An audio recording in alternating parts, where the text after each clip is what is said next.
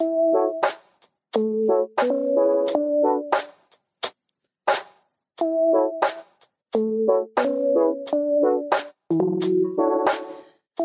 three best friends, and we love Lost, and we love talking. But even more so, we love talking about Lost. So join us for some laughs and good conversation, and let's get lost together.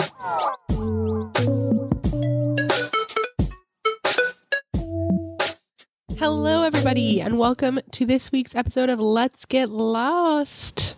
How's everyone doing this week? We are, as you know, if you've been paying attention, here to talk about episode number 7 of season 1, The Moth. So let's just get right into it with this week's write-up on what this episode is about. So The Moth, episode 7, season 1, was written by Jennifer Johnson and Paul Dini and directed by Jack Bender.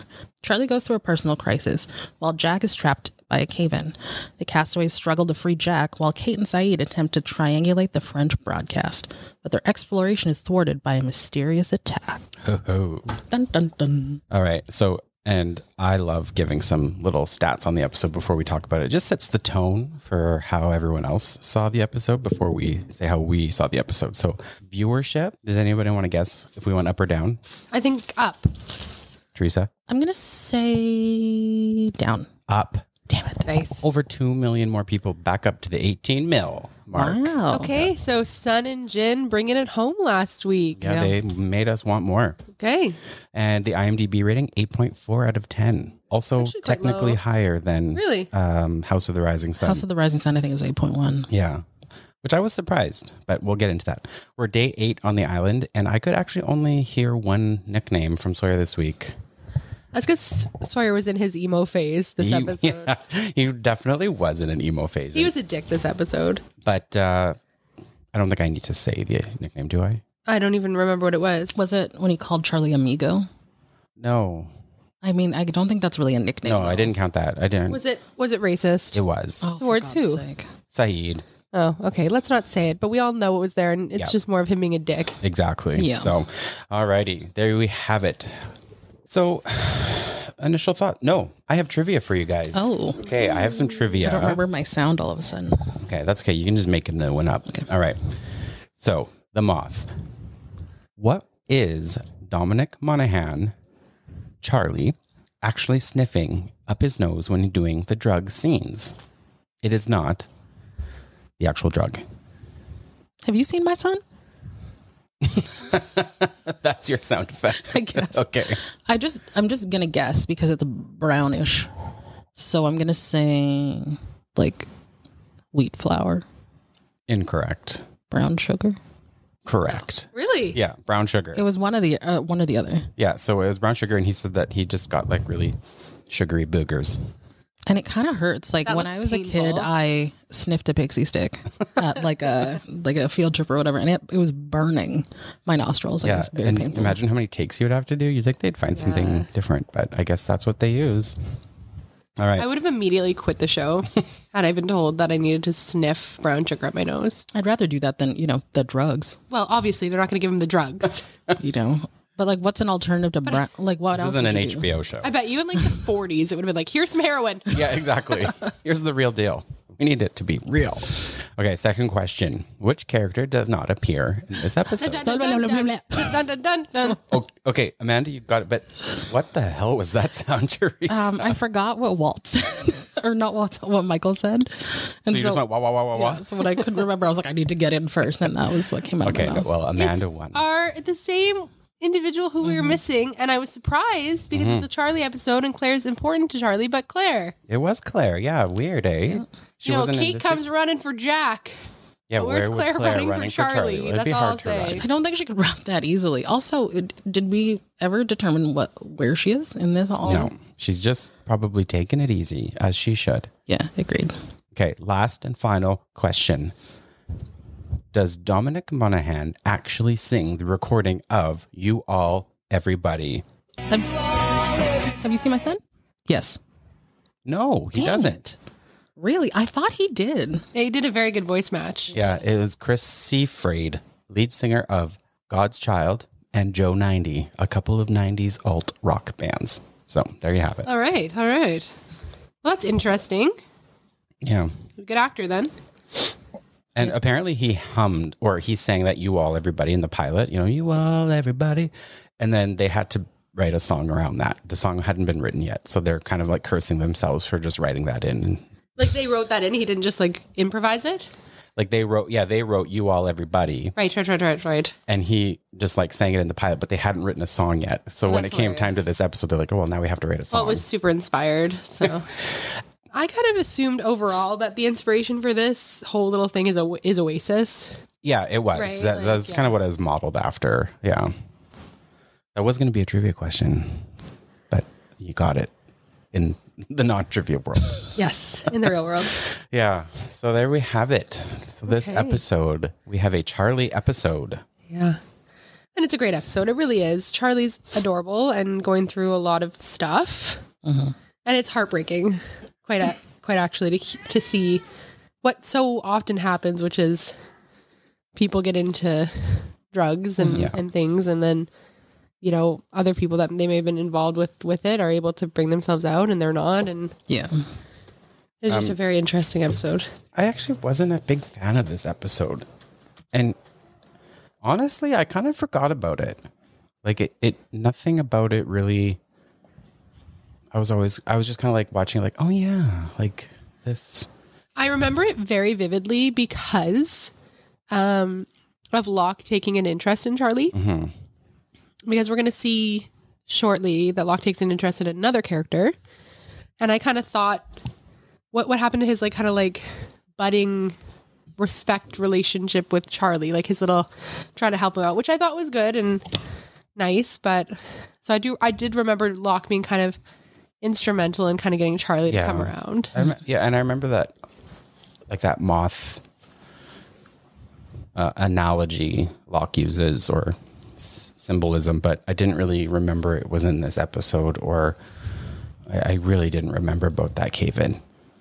That's the only thing I remembered, actually. I didn't remember about that. I was like, what moth? Like, what are we talking about? And I knew that Locke helped him, but I didn't remember like the specifics around that. I only remembered the cave-in part, to be honest. Because I remember thinking like, Jack, safe my You remember ass. thinking what Kate says to him at the end? When she's like, these are those safe caves you've been going on about? Yeah, because, I mean, really. So, I mean, we'll talk about the cave-in later. Or should we just talk about the cave-in now? No, we can go back to the beginning. Okay. We open with Charlie. In confession. We open with him Playing going guitar, through withdrawal. yeah. Oh, really yes. badly Yeah. They never open on a flashback. My apologies. Or I'm pretty sure they did when it was Jack's. Open up on a flashback? They sometimes open on flashbacks. I'm like, how dare you? I will die on this hill. They never open with flashbacks. Except for that time when it was Jack's. And any other time that they do. And then at least 10 more times they're going to do that. Yeah, when he's getting beaten up by that kid. Okay, fine. They rarely open on flashbacks. Yeah, but so it was Charlie playing guitar, and he's like clearly suffering. Yeah. Who was surprised to hear it's been a day and a half? I was like, oh my goodness, this should be an ad for not doing drugs if that's how terrible you feel a day and a half after. Yeah, no kidding. Exactly. He's shivering and puking and not good. No. He looked awful. Really bad. And Locke comes up to him, wants to go for a walk, takes Get him some out. fresh air. They're outside. Or are they in the caves? I mean, the caves are not I don't understand. fully these enclosed, right? Like it's... Well, at least one more wall of them is thanks to Jack. Yeah, but I mean, really thanks to Charlie. But like it when Locke's standing there, like you can see trees outside. Yeah. It's like, I guess maybe this because the caves are new. I'm just not, in my mind, familiar with the layout of them yet. So, yeah, he takes him out, and we do get the Charlie flashback, which is him in confession. Confessing a threesome to his priest.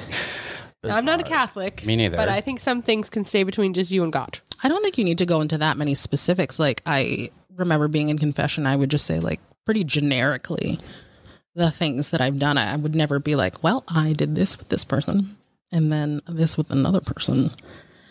and then I watch them both. Like, the priest doesn't need to know the details. I think we were supposed to infer from this, though, that Charlie does take it seriously, and he is struggling with the lifestyle that comes along with. Yeah, and I mean, it was sort of, I guess we were, like led to believe that he's a strong Catholic and very religious, but I mean, yeah, I guess that's the first we're seeing of it, and he's in confession, like he's very serious about it. You see him with his interaction with his brother, sort of being like, get your feet off the pews and watch your language. Like he clearly, takes it seriously. Yeah. And his brother clearly doesn't. Yeah, exactly. Right? And doesn't take anything seriously. No. And we see that throughout kind of the further interactions. Like, it's clear that Charlie cares about the music and wants to be successful, and Liam cares about the lifestyle. Exactly. Before we leave the priest, I found it interesting. I wanted to ask you guys, like, the way Charlie says the name of the band to the priest. I'm in my band, Drive Shaft. It's already 7 episodes in. He almost always mentions the band name. Do you think that comes from, like, where do you think that comes from? The fact that he has to mention the band's name all the time. Is he insecure? Is he just egotistical? I think it comes from his insecurity for sure. I think that he has to like almost project that so that everyone knows, like, I am important. I am someone, which I think throughout the episode, it's clear that he feels like he's not really anything or anyone important. So I don't know, that's what I think. And like, he clearly wants the band to be successful. Yeah. So I think when he, goes around kind of reiterating the name and putting it out there, that's him like marketing himself, right? Yeah. Like, this is clearly very important to him. He writes the songs. He's upset when Liam takes his part in the song, which we'll see a bit later on.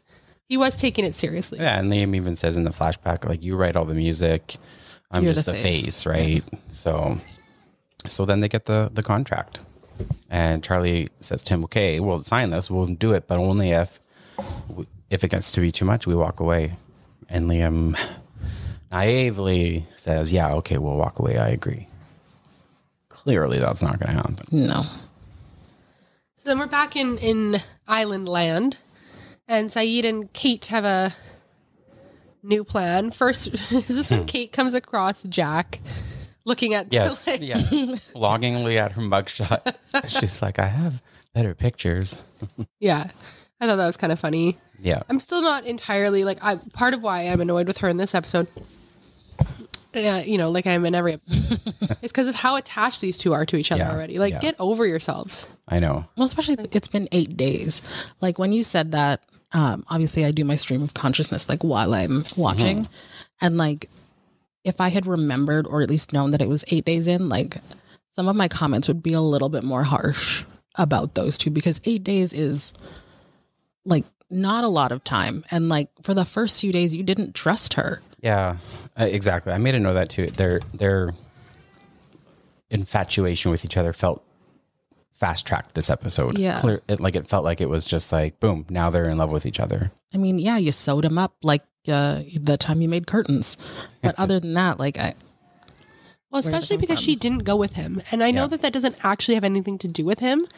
But if you're as in love with him as you're clearly looking to be in this episode, you might have considered it a little bit longer. Yeah. And they wouldn't be apart right now. Yeah. It was, and when Kate says, are you mad at me? I was expecting him just to be like, I'm not mad, I'm disappointed. But no, he's just, no, I'm confused. So they're going to attempt, Kate and them, to triangulate the signal. Yeah. Mm-hmm. I don't know anything about this. Is this a viable plan? Does this make any sense to anyone? I don't know. Apparently it is, but it's not called triangulation. It's called like triantennial or something. I don't know. I read about it online, and it's you can triangulate something, but it's not called that. So he was just using the wrong term. So it is possible. And like, can you do it? Like, what if the signal isn't from that triangle? Because like 2 kilometers is not that far. I think the idea though is that there shouldn't be anything else. Yeah, but you don't know. The island is massive. And if the signal's coming within the triangle that he's making, right? Isn't that what he's doing? I think it boosts into the air. If you could see me right now, I'm waving my arms. Yeah, all we need to give him is a leaf plane. Then I'll be just like I'm on the island. Oh, you got to throw a rock down to and say, this is Australia. And then I think it just like boosts the signal towards his receiver. So it's not that it has to be within where they're doing it. It's just that they're far enough away from each other that it could be coming from one of those directions. It's almost like a booster for like a cell signal. I'm not like a big tech person. So this was like, yeah. But then, yeah. And it's him, Boone, and Kate who are about to attempt this. Yes. There you go. Yeah, it is Boone, Kate, and Sayid. Yeah. And Kate and Sayid wander off and Boone stays on the beach. Oh, right. Because Boone's going to do the one on the beach. Mm-hmm. We have, Kate and Boone and Sayid going to do this like thing. And then eventually... So just a second, because like Sayid says there's a problem with... There's two problems with his plan. One being that the batteries are really low in the whatever machines they have, and that they need another battery, like a laptop battery or something. Right. And he can't find one anywhere, which leads Kate to go ask Sawyer because she assumes he has one because he's hoarding everything. So here's my question for you guys. After all that, Kate kind of walks up to him and they have this sort of like standoffish moment. And he says at the end, all you had to do was say, please. Do you really think if someone came up to him, like in this instance, Kate saying like, Sawyer, like, have you found a laptop battery? If you have, could we please have it for doing this thing we're doing? Do you think he would just give it to her? Or do you think he'd still be a bit of an ass? I think what he would need from her is more than just a please. Like, I think he would need her to, like, want him, right? And, like, you see that a little bit, jumping ahead a bit, but when they have that conversation that they eventually have because we're going to see him head out to join them. Mm-hmm. And him asking about the doctor and things like that, like you see that he does want her approval.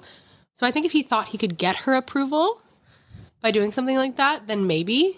But I think he is in a place in his life where he doesn't think he can get people's approval at all. So he's just selfish. And he's like, I'm not giving you anything. I need to hoard. I need to be a dick. Like, I don't want to like be a cliche and say like he's protecting himself, but like he kind of is, in right? a way, like he was, which we'll see later on, like he's been hurt too. Like all these characters have immensely difficult backgrounds. And does it make it okay for him to be a dick to everyone? No. Does it make it okay for him to say racist slurs to people? Absolutely not. But I do think that it's a reaction to him having to fight for everything he's ever kind of had. So I don't think he would give over anything that nicely. He just likes toying with people. I was going to say something similar is like, I mean, first of all, I don't think anybody's ever even given him the chance.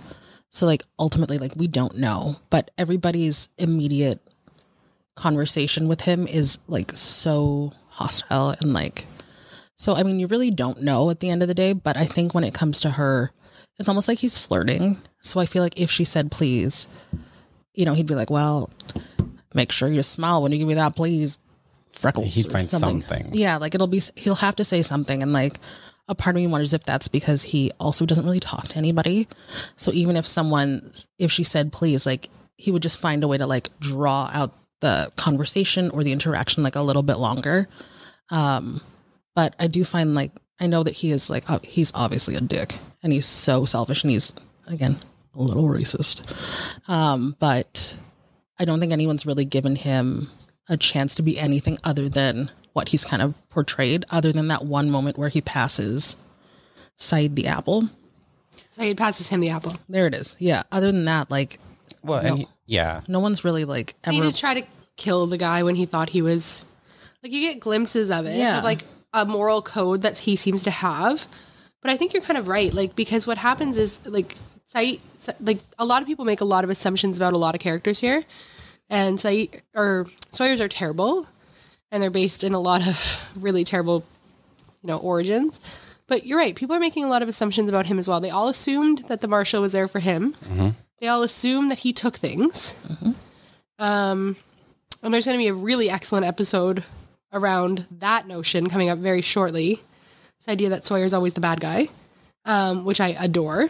And, it just, you're right. It's not fair. Like, but it also makes sense because they don't know each other. And that's what it's hard to remember when we see things like Kate essentially, like we're jumping around a little bit, but she essentially abandons her job. Yeah. For a guy she met 8 days ago. Yeah. And left someone who, by all accounts, we can't trust. Yeah. And again, jumping around, which we often do and always say we won't. How many were you like? Did you think he was going to fuck it up somehow? Yeah. Because I absolutely did. Even rewatching it, I'm I like, don't think I didn't. I was like, he's going to do it.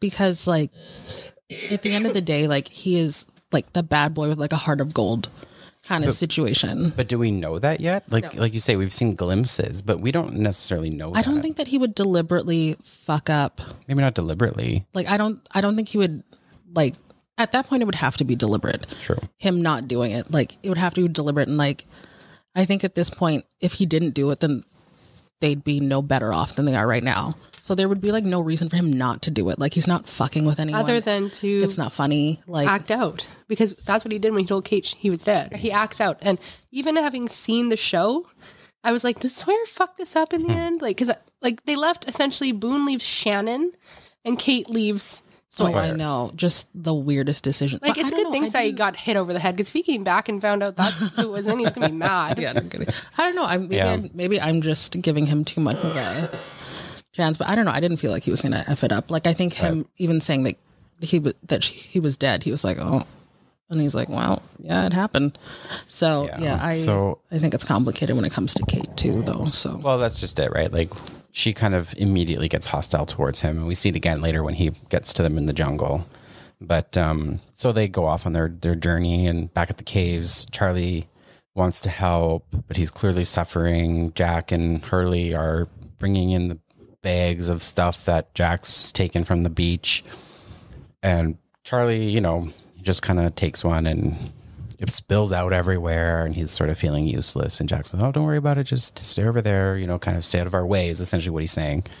And that pisses Charlie off, but also because he's going through withdrawals. So he's like not exactly himself. Yeah, the wind would piss him off right now. Yeah. So he confronts Jack in the cave, leading to the cave in.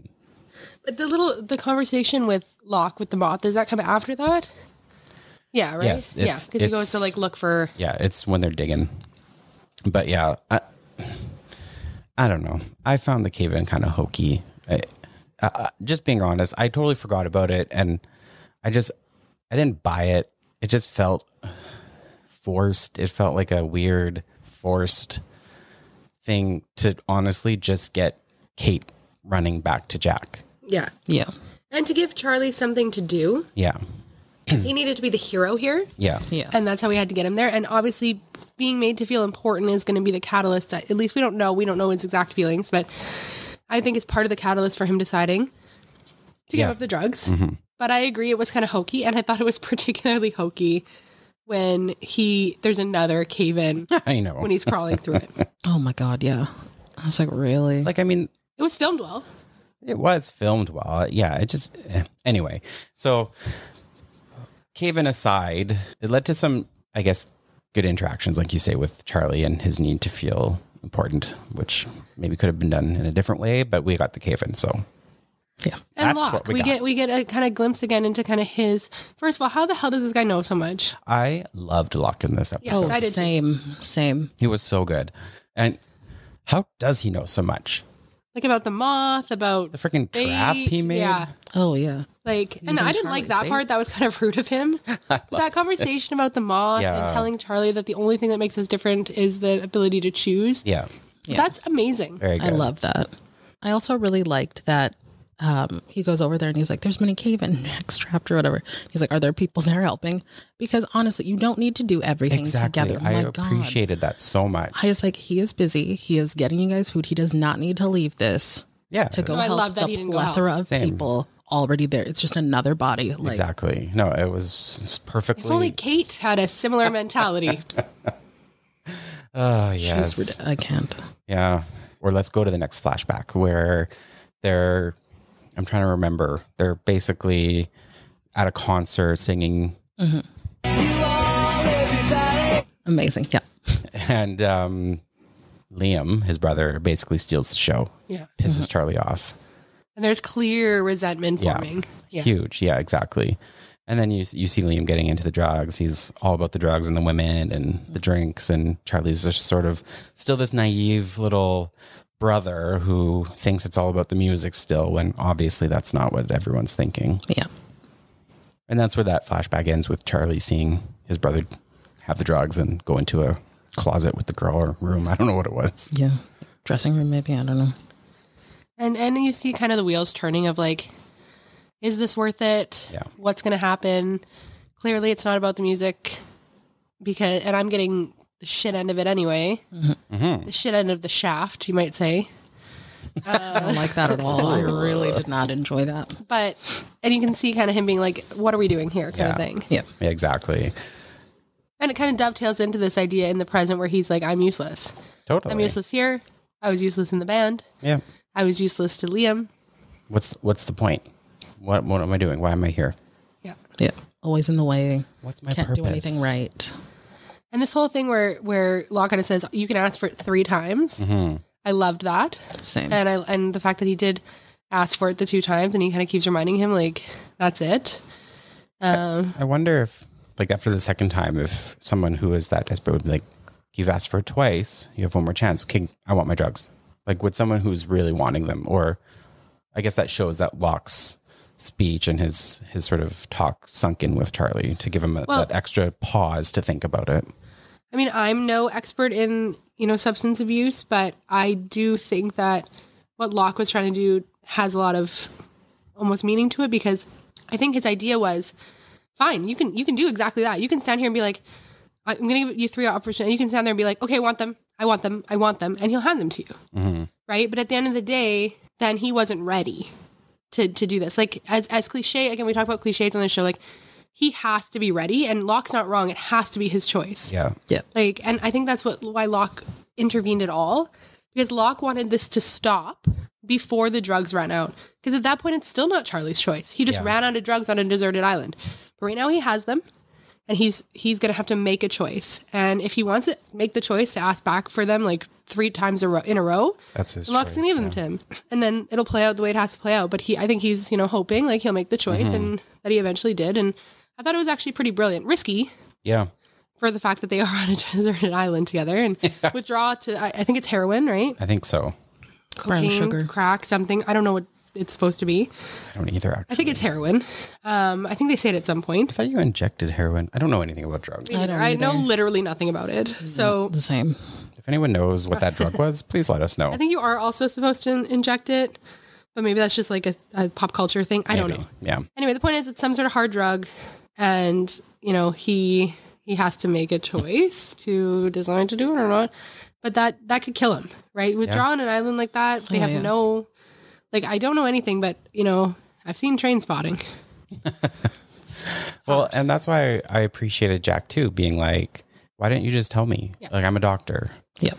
And he didn't say I'm a doctor, but I could help you, and he does, which is great, and he sees the signs. So hang on, one ridiculous moment. Okay, I'm going to say what I thought was the most ridiculous moment of the episode. Can either of you guess what I'm going to say? I'm trying to think in terms of where are we at? We just finished. Is it like in this kind of It's moment? around this time. Yeah, I don't know exactly. I it can't the remember Moth? because I just keep thinking about the moth. What happened? it's right after the that? cave-in. Like the first one or the one? The first one. Okay. Tell us. I'm drawing such a blank. Oh my So God. when who runs back to the beach to tell people? Charlie. Is it Charlie? Yeah. Okay, yeah. So when Hurley turns around and says, "And don't forget to tell Kate." Oh God, yeah. Oh my God. I couldn't roll my eyes high enough. Same. Well, Hurley was right, though, because my most ridiculous moment of the episode is when Kate leaves something that could benefit all of them to basically the person she just said is the least trustworthy on the island to run off after a man who, by the way, he said is dead. Yeah, So it's not like he said, he's like, he's trapped, he needs help. He said he's dead. Exactly. Right? And I get that it's probably that she didn't quite believe him, and he thought that she thought that he was messing with him, and I totally understand that. But just on the face of it, It's ridiculous. So ridiculous. You've known him 8 days. You think he's dead, and you're in the middle of something that could Super help important. all of you. Well, that's the thing. I hated that moment too, because it's like they've been going on and on about this transmission since literally the pilot. Yeah. Yeah. The first episode. And Kate's been extremely invested in it for whatever reason. She has to be involved in this plan. And she just drops it. Yeah. Drops it and literally runs. And again, if she had left Sayid or Hurley or Anyone else, I'd be like, okay, she's left it in good hands. But she walked away thinking, I don't give a shit what happens here. Yeah, exactly. Yep. I just have to get to my dead boyfriend of 8 days. Exactly. But it wasn't 8 days. It has to be less because remember, he didn't trust her in the beginning. Yeah, it was only like when he came back from finding the water that she kind of like had For those the last googly 56 eyes. hours. Exactly. She's been Are you flirting with me? Are you checking out my ass? Remember that? Oh, yeah. Ridiculousness. Oh my God. Yeah, so anyway, Charlie, I thought that was rounds the silly. troops. Eventually, after his conversation with Locke in the forest, he comes and he's, they're all talking about someone has to go in. And he's like, I'm going to go because you have a son and you have a husband and you have a sister and I have no one, which was kind of sad, actually. So sad. It was sad, but it was also True. Like, it was true, yeah. And it was also just like a moment of, I think, maturity for Charlie, being like, Absolutely. you're right. Like, I have no one, and I'm not trying to drop pity, but it makes more sense for me to do it. And it absolutely does. And he's also And small. I actually made a note. I was like, thank fuck someone is actually thinking like that. Because that is a mentality that goes out the window on the show. it sure does. You do, Michael, you do have a son. Wait a minute. Don't even get me started on that. Another most ridiculous moment for me. Is it when Walt took Vincent to the cave in? Because that makes no sense. No. It's when Michael's like, let me check it out first. I have 8 years of construction experience. Don't even get me started. This is a load-bearing cave wall. Like, what? Have you seen the other side of the cave where the other part is? Do you Well, know? and it ties into the end when he's like, this was a fluke. Michael's checked it for it. I'm like, Yeah, exactly. what? He builds houses, maybe? He's not a geology expert. Yeah, like Oh I actually my forgot about the like part, and I looked at Teresa because we watched it together, and I was like, "What does he do?" Like I guess I blanked out the first time when he said that. I'm like, "What does he do exactly?" Like It was. It's not even like he says he's an engineer. He No. just worked construction for 8 years. And I don't get me wrong. I think people who work construction probably have a wealth of knowledge. Absolutely. But for a cave wall, I'd probably want to talk to a geologist. Yeah, exactly. Like before I built my home under. Man, that was so funny. Yeah, that was so funny. But Michael was So so anyway. helpful in this episode. He was. I was going to say, like, Teresa, without, we obviously want to wait for your rankings, but how did you feel about Michael in this episode? I did not care for him. Of course. Teresa, he had to have gone up in the rankings, though. No, Teresa, he's only good in this episode. he's not. What does he what do did he badly? do Oh my bad? God, you're in construction. You build a tunnel, but you don't reinforce it. Come on, guy. I've reinforced snow tunnels and snowbanks as a child. I know because you don't want it to cave in on yourself. For God's Okay, sake. that's a good point. And what then you're on mad- top, okay. and then it's caved in, and everyone's just like standing there. I thought you were in construction. Don't you know how to do anything? No. Well, that's what he's panicking, saying, "Let me think, let if me you're, think." oh, He was thinking. is it so hard to just pick up the rock and move it? No, I can't. I didn't And like when then- Kate came and then he just started following again. No, I know, and then me he pushes neither. Hurley, which another don't- problem. oh, I don't remember Hurley's that. climbing and he just, you don't need to touch him. You don't know him. No, no. Okay, Teresa, I feel like we're nitpicking and here. then Yeah, Walt this goes, is project. "Can we live here?" And he looks at Sun. Okay, that What the- part but- And I'm like, wasn't great. why? But I think he just doesn't want to make her uncomfortable. No, exactly. I read into that. Yeah, me I too. no. I No. read into it as, "Can I fuck her in a cave?" Oh my God, no. It was totally being I do not trust you're Michael right. as It's far as nice I can here. throw him. And then on top under of that, the bus. and then I started thinking like, okay, so you're telling me you worked in construction for 8 years and this is only coming up now, 8 days later, but Jack had a pretty good shelter going on / infirmary and you slept under the wing of the plane. You didn't build a better shelter for you and your boy? No. Okay, no. hold that thought. 8. You just said 8 several times. That was a running theme throughout this episode. 8 was mentioned many times. Really? Is it weird that I didn't Really? know that myself? 8 weeks, 8 days. There's a few other 8s in there as well. Wow. Yeah. We'll get more into that in Spoiler Island. So, okay. So we'll save the rest of your stream of consciousness and the rankings because I know you could go on for hours about this. I mean, okay, so. I will say, take He did get a plus at one point. Wow. Yeah, that's good. But I do have to just say that, like, if this episode doesn't redeem him, There's no hope. there's no hope. There's no hope because he's already so behind, right? Like, That's true. it's going to take something Did he really get big. negatives? Did he come out on top in this episode? He did not go as far down as one would think. Okay, that's a win in Teresa's book. All right. Right? Like, that's progress. So Charlie, let's just kind of get through this. Charlie gets into the fucking cave-in area. yeah, and Jack's pinned. He can't move. Charlie has to get the rock off, push his joint back in or whatever it's called. Pull? I don't know how dislocated shoulders works, but it neither. was like, It's never pull as happened hard to as you me. can or something. And I was like, I do think that's what you have to do.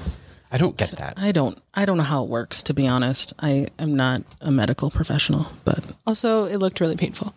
It sounded painful too. yeah, no thanks. I want to talk, going back to Kate and Sayid in the bush, in the jungle. It was an interesting conversation about how they shouldn't have survived. Yes. And Sayid saying, we shouldn't have survived this. This was a unique plane crash. 100%. And Kate says, people survive plane crashes all the time. Not like this, he says, because all the reasons. It was a very interesting conversation. And I think that was very purposeful. I agree. It is an excellent question. Like, because the reality is people don't actually survive plane crashes that often. They don't. It's just that they're rare. Yeah. So, like, statistically, you're not likely to die in one because they don't really happen. Yeah. But I think a lot of the times if they do, you hear, like, no survivors. Yeah. And we're not talking a situation where, they were landing in like the landing gear, The Hudson River. or they landed in the water, or, they were, when they landed, the landing gear like malfunctioned or something like that, Plane where ripped apart in 3 pieces. and then dropped from the sky. Yeah. Onto land. Like that's not Yeah. Yeah, No, that's not. He was right. like There should have been way more. Jack casualties. should have been impaled by a tree. And I think they even say that, like, or Sayid says that, like, at the very least, we should not be in the shape that we're in. Like, we should have been injured or most likely dead. Yeah. And it was a great conversation in case, like, sorry, some things just happen because they happen. Yeah. And that sort of solidifies, I think, a lot of the opinions about the show in a lot of ways. It was a good sort of, like, capsulation. That's a new word. But they also have a conversation I don't like What? later on when Sawyer's there and Sawyer and Kate are going to go off together. Okay. And Sayid essentially is like, I don't trust him. And Yes. she's like, well, who does? And he's like, I don't trust him with you. And I'm like, What does that what do you think mean? is going to happen? Yeah. Is he gonna attack her? Do you legitimately think he's going to hurt her? Because then you should be doing more. You shouldn't leave. And are you worried that he's going to like hit on her? Because if that's your concern, you should shut your mouth because she can handle it. Yeah, that was a weird thing to say, too. I agree. So and he kind of gave like a weird, creepy, kind of like fatherly smile that I didn't love. Didn't love Sayid in that moment. I don't like happy Sayid. I only like miserable or angry Sayid. Was he happy in that moment? Well, he smiled. Well, he's determined. And yeah, I guess that kind of makes him happy. But yeah, like, and those jungle scenes were peculiar. Well done, because I hated also the way Kate interacted with Sawyer right away when he came in there. What do you want? What the hell could you they're want? awful. Just off the bat, like not even like a hey, what's up? And I mean, I can kind of see Sawyer at that point. I can see why someone like Sawyer would then withhold that information that he was planning on telling her. I do believe that. I mean, same. But doesn't mean that was the right decision to make. But I could see why someone like Sawyer would decide then to be like, you know what, fuck you. You're going to treat me like that? I'm not going to tell you what you want to know. Well, exactly, because it was just like the very first thing when she saw him was like, so hostile. like, and there was no reason for it. And you can see like there's like a pang of like hurt almost. Oh, yeah. Where he's like, oh, okay. Yeah, exactly. Well, and then that when she's like, you guys are nothing alike or whatever. Yeah. Like, that was rude. Very rude. Yeah, she's And he's so like, mean. we're more similar than you would think if you had survived, which was also rude. Yeah, but again, he reacted to, you don't know him. Mm-hmm. Yeah. You also don't know Jack. Yeah, exactly. Like, for all you know, Jack is a serial killer. Yeah. Jack's got some issues. Big time. Clearly. Okay. And we're just going to gloss over them because you want to get in his pants when he is, at least, if we're talking about similarities, they're at least equally hot. Untrue. You prefer Sawyer. Yes. Teresa audibly gasped when his shirt came off this episode. Just wait till next episode. I don't remember what next episode is, honestly. You will. Yeah. So, I mean, it was good. It was good. And then, like, so we go back to the caves. Kate runs up. And they're just taking a break. Because the second cave-in just happened. And Michael says, let me think. They all are looking to Mike on this point because of his 8 years of construction experience. I can't. He's like, we'll start moving rocks until we find a shovel. Where are you going to find a shovel? The store? He said a shovel-like My item. God, I can't with him. I can't wait for the stream of consciousness. Oh, it's not that bad, you guys. It's very tame. Also, no, I'm saying also. Also? The beach when they're getting people, the whole Scott Steve thing for the very first time showed up. Yeah. Scott, Steve? No, I'm Steve. No, I'm Scott. That was good. So eventually Charlie makes his way in. We see another flashback where Liam is essentially like, I'm not leaving. Like Charlie says, we're pulling the plug. Like we talk, essentially going, throw back to that first scene. And he said it was always, supposed to be about the music, etc. And Liam's essentially like, fuck you. Yeah, no, not going to happen. So you want to leave, Charlie- go for it. But Charlie walks away. yeah. Does he though? Well, he walks. Liam walks away. Like, he Charlie walks away walks to to in the the scene. Yeah. Yeah, sorry. Liam walks away. Charlie walks to the bureau or vanity. The drugs. And that's the when drugs. Yeah. it's clear that that's the beginning of the end for... Yeah, exactly. That's what started. I don't really get why, if he is so worried that his brother is like spiraling, why would you then follow that? Well, I think it was a moment for someone like Charlie who clearly looks up to his big brother and has major self-esteem issues, is very insecure, and he's probably going like there's probably a million things going through his mind, and he sees these drugs and he's just like almost like a if you can't beat him, join him kind of mentality in a crude way of saying it. I think I had the same thought because I was kind of like, if you watch us destroy your brother, why would you do it? And I think I felt the same way you did, which is essentially like he wants to know, like even more so, I think he wants to know like how good is this? Yeah. That it's destroyed, like he won't give it up even for me. Right? Like, so how, like I that's how I kind of took it. Like he's thinking this has to be the most amazing thing in the world. He won't even give it up for me, for our band, for our future. So like, what is this? And like, as the only way I'm going to be able to connect with him to also. And it's not like you see him start crying. It's not like he's just being like, well, I guess I'll do drugs too. He's torn. No, he's very torn up about it. And it's a hard thing for him to do. And obviously it hits him real hard as we see. So not a good moment for Charlie. No. Did anybody else wonder why Liam lives in Sydney? I wish we would have found out. I think I just assume that the girl that he was with. Yeah. I have a feeling it was probably to get him out of like That scene. that scene. True. Right? A lot of people do that. Maybe not such a move from like, the UK to Australia, but I think that's a common move. It's also, I think, pretty easy for people from the UK to move to Australia.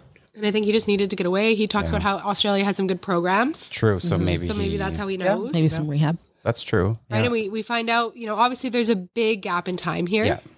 But we see that, he's a family man. He's got glasses. He's cute. What do glasses have to do with anything? Well, clearly they make you look more wholesome according to Lost producers. Well, and he's wearing the sweater with the collar popped out. Looks like a fucking professor. And yeah, he's got his kid, and we hear, like, I miss Megan's birth. And like, he clearly hit rock bottom and then brought himself out, and now Charlie's pissed.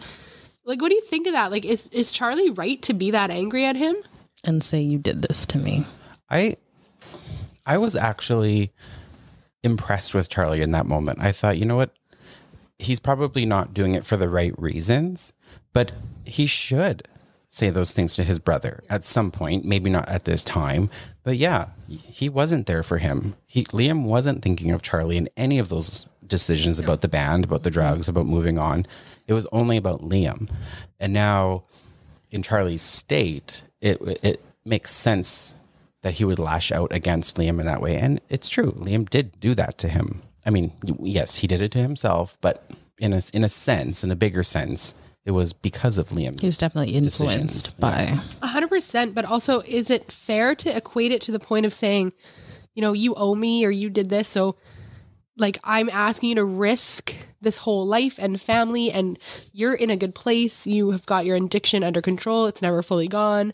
He's going to risk bringing his brother back through all that. Like, I thought that was very selfish. But I thought, because when he says, I'm asking you as a brother, like you asked me in the first scene, it was like, yeah, this is probably how Charlie sees it. He sees it as, okay, I signed on reluctantly with you because you asked me really nicely and we made a decision. So now it's my turn to ask you. And Liam's clearly just moved on and doesn't want anything to do. I don't think it was, I mean, yeah, it was selfish, but I think in Charlie's mind at that moment, he wasn't doing it for selfish reasons that he saw as being selfish. And it's also very clear that he yells a few times, or he at least yells to Jack, I'm a bloody rock god. It's clearly they just had like a one-hit wonder. You all, everybody. You all, everybody. Yeah. You know, like, so I don't, because now they're just opening for a band. It's just like. Called Meat Coke. Well, we don't see everything. And I'm guessing what happened is that when they both spiraled into drugs, the band just collapsed. Because you can't. Like, that's not sustainable. Yeah. No. And so I'm guessing that's what maybe happened. And we don't see that quite yet. Maybe we'll get a few more glimpses into that in the future. Who knows? Yeah, so it was a good ending for Charlie's flashbacks in this episode because obviously he says a flight to catch, and that's the flight that he's on, leading him to where he is now. On the island. So how funny was it when Charlie and Jack just walk up behind everybody? I loved that. Me too. The doctor! Yeah, Walt, once again. You don't know his fucking name, Walt? You dumb idiot. Stupid child. Wow. But I did think that was cute. And I will admit begrudgingly, because at least one of us can admit when our least favorite character does something kind of adorable. I did think it was cute when Kate launched herself into his arms. Really? I mean, when you're in love with someone after 6 days enough to screw everybody else, I mean, yeah. So I thought that was cute. That's all I'll say. Okay, It fair. causes me physical pain to have even said that. I can admit when my least favorite character does something good. Can you? Yeah, what did he do good in this episode? He got some points for organizing everyone. There we go. When he was like, we gotta get some people lifting rocks, then we'll switch out, people drinking water. He got points for that. I can admit that was honestly very responsible task delegation. So the episode's essentially over except for the launching of the fireworks, which Sayid sends his up. He waits, and then we see, I thought this was hilarious back at the beach when Shannon's like, oh my God, I've been to Malibu and the guys are so awful or whatever. I thought that was funny. She's just sitting there gossiping. And then the other girl has to like point out. And then she, sprung into action. She pulled it off. She did it actually. So that was good. And Sawyer did. I was waiting. I was like, yeah. And then it worked. It did. It went off. And then the best thing ever, which I know exactly what that bonk on the head leads to. Same. But I forgot. But I did not know it happened in episode motherfucking 7 of season 1. See, so early. Are you kidding me? I remember. And I thought it was later. this is why we need to talk about in Spoiler Island because I have I don't know. I have to ask. I have many questions. Okay. Good. I don't know that. But it just, like I said, things are happening way faster than I remember. Totally. Yeah. Okay. So Sayid gets knocked on the head and we don't know what happens next. Charlie's back at the caves around the fire and he's talking to Jack. Jack's kind of helping him. Says, I need to go up, stretch my legs. Goes to Locke, who's having this like wonderful pig roast, like brushing it with palm leaves. Yeah, what does that do? You know what? I've learned in these short episodes to not question Locke. He's just kind of like, I'm like, I think he's just making sure there's no bugs maybe and that the smoke is happening. Like, I don't know. Evenly smoking it with a palm leaf. He was hitting the board. Whatever happens. I don't know. So funny. So But anyway, it does lead to what I consider to be the best moment in the show. This episode when he asked for the drugs and Locke said it's the third time. He's like, I know. And then he takes him and he throws him in the fucking fire. Yeah. It's so beautiful. I cried. She did. I was a mess. I thought that was freaking beautiful. He made a choice. He made the choice for himself. Yeah, that was beautiful. And Locke was proud of him. Said he knew. A little smile. Knew you could do it or knew had it in you. Very proud. Proud Papa Locke moment. Sure, Rory was so excited at that episode. I think what's important more than anything is we all thought it was a beautiful episode. Well, Kip didn't love it. It wasn't my favorite either. Let's give our ranking. Okay, I'll go first. 6. There's no decimal there? Just a straight up a 6? 6.3. Why not? 3 extra. I'll give it an 8.5. Wow. I like Charlie. I've always stand Charlie. And this is the beginning of why what does stan mean? Like, be a super fan of. It means something. Don't look at me like I'm hip and young. Someone tell us what stan means. Yeah, because I don't It might be wrong. No, like to stand someone is like super like them. But it obviously means something. Okay, we need to know. I don't know. I'm not young enough. So 8.5. Wow, good episode. 6.8. Wow. It's honestly, it's not my favorite. I don't know what it is. It's just like, even when we were like talking about it, I just found I was like, eh. Yeah, to me, it felt incohesive, a little disjointed. Yeah. And It was, it's funny. I found the on-island moments forgettable, yeah, but just kind of bleh. bleh. But yeah, it leads to some great moments, as everything does in Lost. It always leads to better.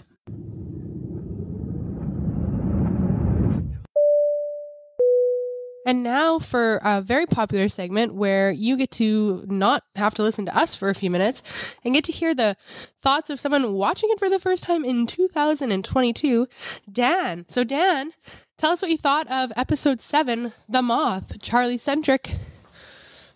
This episode felt very dated. Looking at it, it very much felt, I don't know, there's aspects of the show that just felt like they were just going based on pop culture. I don't know, it just felt very dated, seeing the music and the cultural references, and especially the outfits in this one. And I didn't fully grasp the storyline of his previous band experience. But I would say overall, not a terrible episode. I would say that I was hooked a little bit with this episode, but not as much as last time. I would say this is now starting to build towards a show where there's some momentum behind it. So thinking of the Charlie's story, I felt like it was very obvious they had dropped enough hints for it. So this episode I felt like was more about the cave-in, more about the rocks than Charlie. So I feel like Charlie might have been robbed from his backstory. I felt like the other characters got much more in-depth backstories, whereas they just kind of threw this one in to be like, this is a recovering drug addict and this is the story, which felt very small. It was almost, but then again, maybe that's the direction of the show. They're starting to back out of these backstories and starting to intersplice it with more of the life and the survival on the island, which I can actually appreciate, because the story of them and the cave-in was actually pretty interesting. I had to laugh when Kate does walk up and says, "Why is nobody digging?" Because no one was digging, which was shocking. That someone is trapped in this cave, and good on Kate for spearheading that. Thinking back to this episode, gosh, I would probably give it like a 4 out of 10. 4 out of 10, I think, is fair. This episode felt very disjointed. It honestly, and I could be wrong, but it feels like a transition between these backstories into maybe more island-centric storylines. So, What do you think happened when Sayid got hit over the head? What do you think is going to happen next? I don't think it was anyone on the crew or the band of island mates. No one, I don't think any of them hit him. I'm thinking, again, it's some one of these like weird extraterrestrial things going on in the island. So that was actually a highlight of the episode. Teresa, it's time for your stream of consciousness and your rankings. Which are you going to give us first? I think we'll do the rankings first, because we already know that Michael's still at the bottom. Okay, sounds good. So Michael's still at the bottom with negative 1,080. Shannon is at number 13 with negative 650. Kate is at minus 420. Boone minus 130. Jin minus 45. Walt minus 25. And then now we're getting into the positives. So our top 8 is Sun with 55. Hurley 95. Sayid 125. Wow. Sawyer 165. Locke 184. I don't know why his is like the most random. Like, it doesn't end in a 5 or a 0. And like, I don't really... Yeah, like I don't know how that happened, because I don't really assign non-0 or 5 ending numbers, but whatever. Jack 205, Claire 300, and then our number 1 spot this week goes to Charlie with 465. Wow. But we're going to have an honorable mention this week, which has only ever happened once before with Rose. Our honorable mention for rankings go to Scott and Steve. Scott and Steve. May you bring us joy. Because they were just a bright spot in Scott. This episode. I'm Steve. Yeah, I thought that was adorable.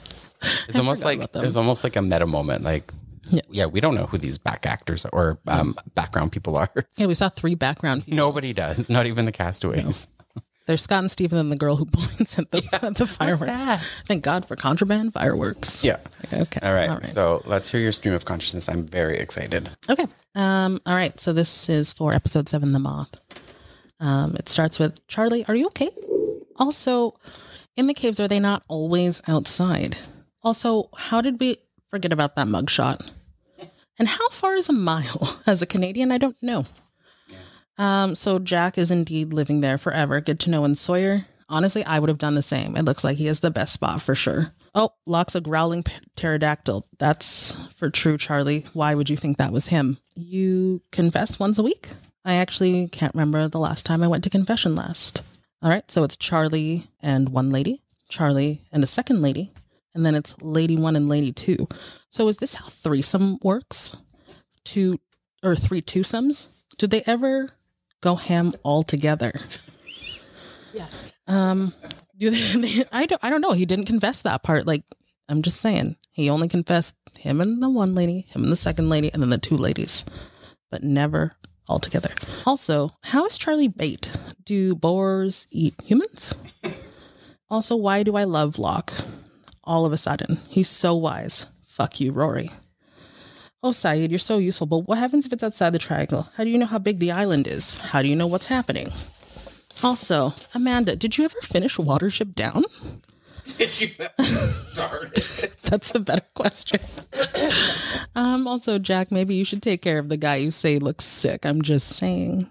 Also, promises like we will walk away never work ever. Which one of you is going to recognize it's too crazy? The one who wants to try the crazy or the one who already gave in to the peer pressure?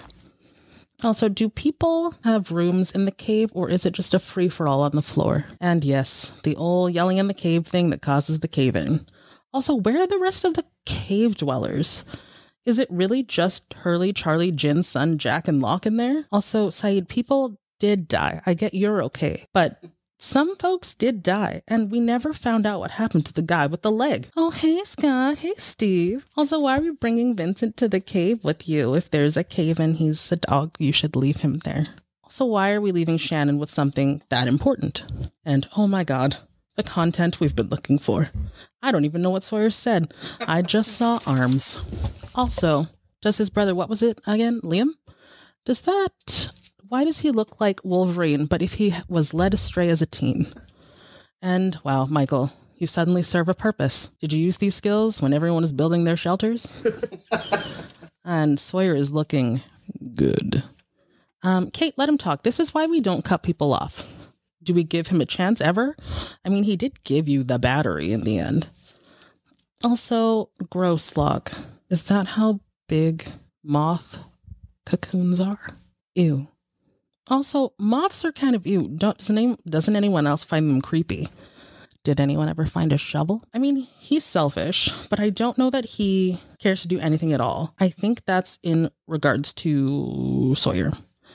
Charlie is a good guy after all, but wow, Sawyer's dimples, though. Kate, what are you going to do? Oh, okay, I see. You would risk the person you don't trust to take care of the antenna for a man you barely know.